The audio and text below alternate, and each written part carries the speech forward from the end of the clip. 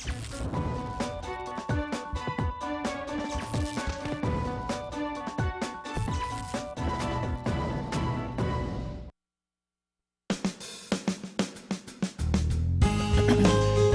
morning and welcome to Radio Friends on Tuesday, July 14th. I've got a very happy lady with us today. I love talking to this lady. Vera Massey, good to have you here. Good University to be here. Extension. In fact, we're going to talk about happiness, aren't we? And you know, we've talked about it before, but what is so exciting is the research just keeps coming on and on about all of these documented improvements that are made to increase our happiness. Right. Just smiling. Smiling makes you feel better. Smiling makes you feel better. And you know, they'll say just fake it till you make it. Mm-hmm. You know, there's something about it's very difficult to say unkind things while you're smiling. Mm-hmm. I mean, it just is. You know, Vera, I know that is the truth. And I'll give you an example. And I got to be careful that I don't want to take all your time away. But when we were doing the Pepper and Friends show, you know, sometimes it would be very stressful getting ready to do that show up until the instant we came on the air.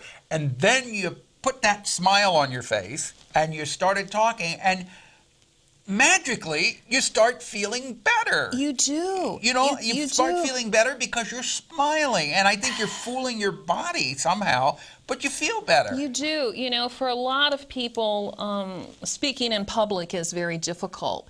But you know, when we're feeling stressed, we tend to have more of a frown, and then people relate to you differently. And that's one thing. I came from a family of smilers, so it just comes naturally. So, you know, when you're smiling, you tend to generate more positive emotions. Right. And people are usually less critical of you. Exactly. Because you got a smile on your face. And even if you're walking down the street and you see people on the sidewalk or in the street, give them a smile, and they'll smile back at you, and you feel better. They do, and you know, that's kind of called mirroring, and part of the brain. What that's called? Yes, how those emotions are kind of transferred. That smiling. You know, humor is another thing that's an important part of creating happiness. Now, humor not at the expense of someone, right? But you know, just looking at the comics, you know, if that's your thing, finding a cute joke, or just spending some fun times with people.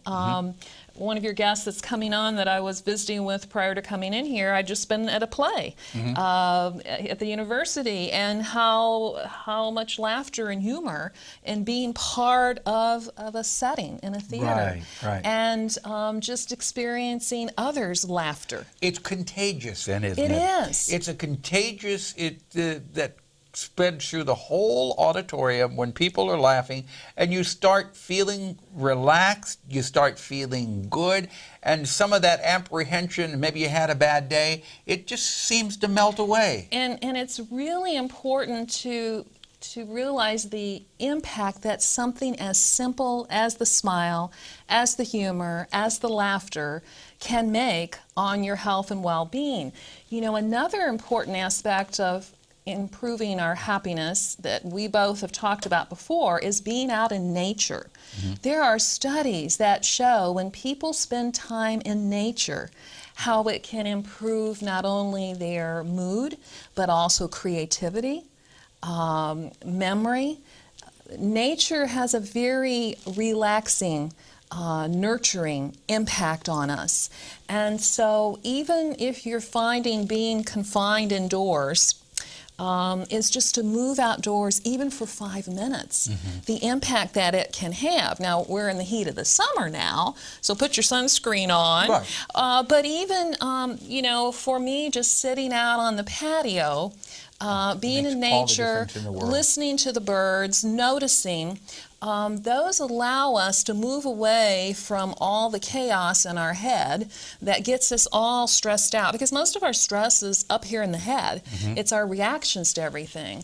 And we can choose to find so many things in nature. I mean, just the other day I looked in the sky and the big fluffy white clouds, and then the memories of being a child and how you created these, oh, I see a man looking down. And it takes you away from the preoccupation representation of all of this craziness. Or you talk, in the or head. just walking in a meadow, walking in the yard, and taking a close look at a blade of grass or a wildflower. And if you look at that wildflower and you see how intricate it is, and the majesty that went into creating Yes. that beautiful object. And then you feel a sense of gratefulness that Exactly. you had the opportunity to experience that, which is also part of generating positive emotions, making us happier. You know, another thing that generates a lot of positive emotion can be music. That is uplifting music. Just listening to music for a short period of time can be a real mood enhancer. Then if you have some music that's got a little zip to it, just moving, clapping, shifting the body as you listen to music can generate an enormous amount of positive emotion. And many studies show that especially young people who maybe are struggling in some aspects of their lives, the impact that music and dance can have on their overall well-being. Well, yeah, when you is start dramatic. dancing, you're exercising and you're releasing those endorphins that rush Yes. through your body that start to make you feel good. Yes, Yeah. and so, and you know, even singing. You don't have to be a marvelous singer, but just singing. And I'll say, and I've been going to theater a lot this summer, which is my favorite thing to do. And when I went to the Lyceum, they had South Pacific. And growing up with that music that Took I you had back to forgotten. your childhood days, Yes, didn't it? and I was singing Happy Talk for Yeah. a week. You know, that it stays with you. Yes, it does. The positive emotions that you recall and then you experience Right. again. So go out in nature. When you're out in nature, start singing and give somebody a smile when you're walking down the street. If you're singing, they can think you're crazy, but that's okay. Yeah, these are all things that we think, oh, how simple, but we're not doing Right. them. Aroma is another thing. You stop and you smell a rose. If I smell a rose, it Yes. takes me back to my childhood when I was about 6 or 7 years old living at home, because we had those beautiful red roses. And no matter when I smell a rose, I think of being 6 years old again.